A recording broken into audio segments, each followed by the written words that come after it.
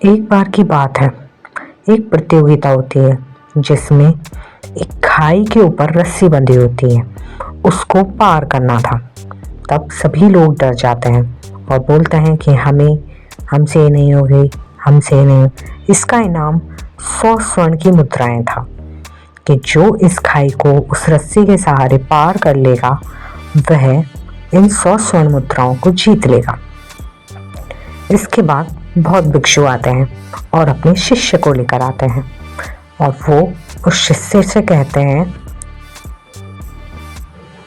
कि तुम जाओ और इसे पार कर लो।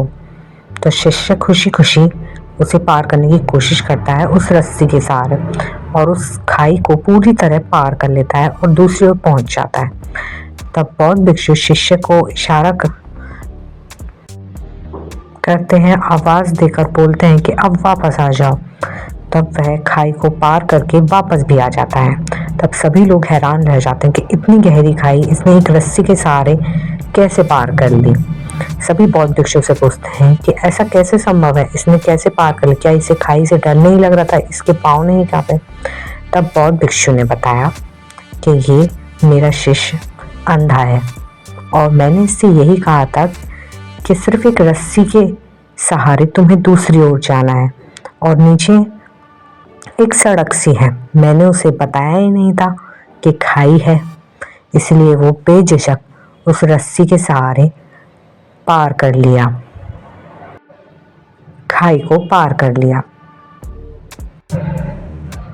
तो बौद्ध भिक्षु कहता है कि मन के डर हमारे सिर्फ मन में होता है। हम कोई भी वह काम कर सकते हैं जो हमें असंभव लगता है। एक बार की बात है, एक बौद्ध भिक्षु था।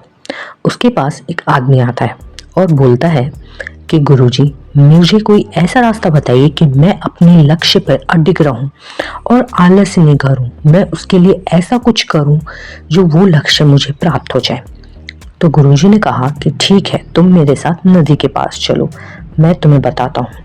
गुरुजी उसे नदी के एकदम पास में ले गए, एकदम बीच में, और उसे डुबोने की कोशिश करने लगे। पूरा उसे सांस नहीं आ रही थी, वह तड़पने लगा और पूरी तरह सांस लेने के लिए ऊपर उठने लगा। गुरुजी ने उसे नहीं छोड़ा। जब उसे एकदम ही सांस नहीं आई थी तब उससे गुरुजी ने छोड़ा। तब उसने कहा, गुरुजी आप ये क्या कर रहे थे, मुझे बिल्कुल सांस नहीं आती, मैं मर जाता हूँ। तब उसे गुरुजी ने समझाया, तुम जितना अपने जीवन के लिए तड़प रहे थे उतना ही तुम्हें अपने लक्ष्य के लिए तड़पना होगा।